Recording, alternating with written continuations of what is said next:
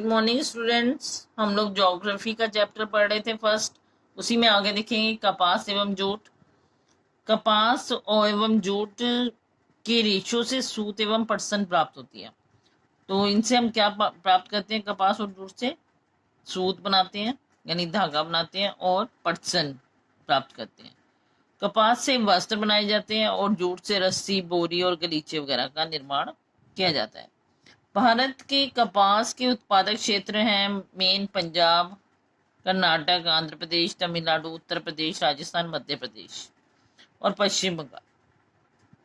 अब कपास होता कैसी जलवायु में है? इसके लिए गर्म जलवायु की जरूरत होती है और अधिक वर्षा वाले क्षेत्रों की। जहां पर सबसे अधिक वर्षा होती है वहां पर कपास को उगाया जाता है।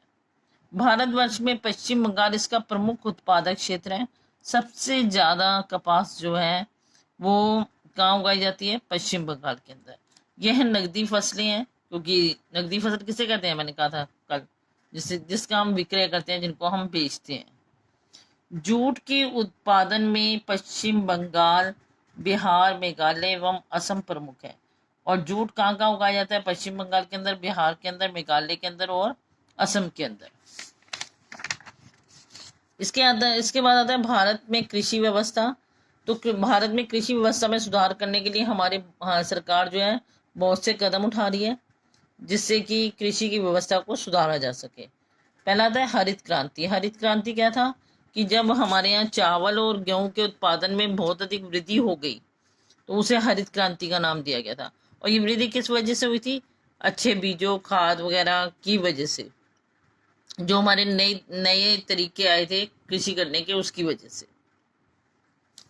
भारत द्वारा कृषि के सुधार एवं उत्पादन में वृद्धि के लिए अनेक योजनाओं का क्रियान्वयन आरंभ किया गया। हरित क्रांति के अंतर्गत सरकार द्वारा बंजर भूमि को भी कृषि योग्य बनाने के प्रयास किए जा रहे हैं। इसके लिए सरकार विभिन्न परियोजनाओं पर कार्य कर रही है। अब ताकि सरकार ने क्या करा? उत्पादन में वृद्धि कर सके, अपने कृषि को बढ़ा सके, तो उसके लिए उसने क्या किया है? जो बंजर भूमि थी, जो जिस पर कुछ भी नहीं उगता था, आज तक ऐसी खाली पड़ी थी, उसको भी कृषि योग्य बनाने का प्रयास किया है।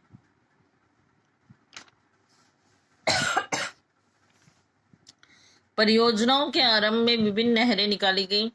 इनमें से इंदिरा नहर परियोजना द्वारा सतलुज नदी राजस्थान एवं नहर निकाली गई। अब वो कह रहे हैं कि बहुत सी नहरें निकाली गई हैं, जैसे इंदिरा नहर परियोजना थी, कहाँ से निकाली गई है? सतलुज नदी से राजस्थान तक, ताकि राजस्थान में जितने भी हमारे मरुस्थलीय क्षेत्र हैं उनको भी हरा भरा बनाया जा सके।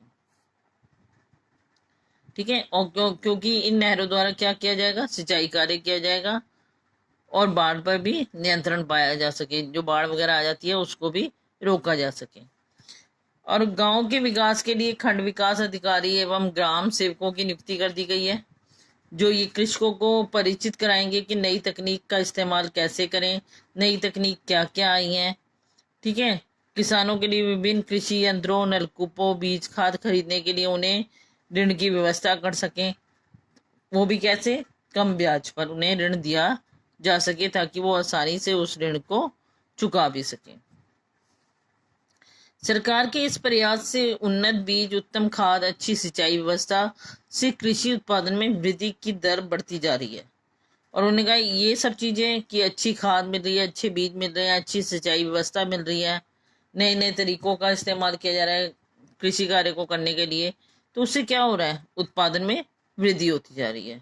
और आज हमारे पास इतना अनाज है कि हम उसके उत्पादक हैं, हम उसे उगाते हैं, अपने लिए उसका प्रयोग करते हैं, उसके साथ हम उसको निर्यातक भी बन गए हैं, यानी उसको हम अन्य देशों में बेच भी रहे हैं। इन सभी प्रयासों के बाद भारत के अनेक भूभाग पर बसे कृषक इन सुविधाओं से वंचित हैं। अब वो कह रहे हैं इतना कुछ सुधार करने के बाद भी आज भी बहुत से किसान ऐसे हैं जिनको ये सुविधाएं प्राप्त नहीं हो पा रही हैं। वो आज भी परंपरागत कृषि साधनों पर निर्भर है, मतलब पुराने तरीकों पर ही निर्भर हुए हैं, उन्हीं के अनुसार कृषि कर रहे हैं। क्योंकि उनके पास धन का अभाव है, वो ऐसी चीजें खरीद ही नहीं पाते। ठीक है। और ना ही वो आधुनिक यंत्रों वगैरह के बारे में सोच सकते हैं। अब नए तरीके के नलकूप वगैरह इस टाइप को कौन लगाएगा? तो वही लगाएगा जिसके पास पैसा होगा। जो छोटे मोटे किसान हैं वो इस प्रकार के कार्य नहीं कर पा रहे। यह कृषक सिंचाई के लिए वर्षा पर ही निर्भर हैं और जब वर्षा होती है उसी के द्वारा ही सिंचाई करते हैं। इसके अलावा कहीं कहीं पर बाढ़ वगैरह आ जाती है, कहीं पर सूखा पड़ जाता है, जिसकी वजह से ये किसान लोग आगे बढ़ ही नहीं पाते। और सरकार द्वारा अब अनेक योजनाएं शुरू कर रही हैं ताकि इनको भी लाभ पहुंचाया जा सके। इसके बाद आता है हमारा जल संसाधन। जल के बिना जीवन की कल्पना भी नहीं की जा सकती। जल का प्रयोग प्रातः उठने से लेकर सोने तक प्रत्येक कार्य के लिए किया जाता है। जल हमारे जीवन में खेती के लिए सिंचाई, बिजली उत्पादन, उद्योगों के लिए भी बहुत आवश्यक है। बिना जल के ना हम स्वच्छ रह सकते हैं और ना ही मिट्टी में कुछ उगा सकते हैं।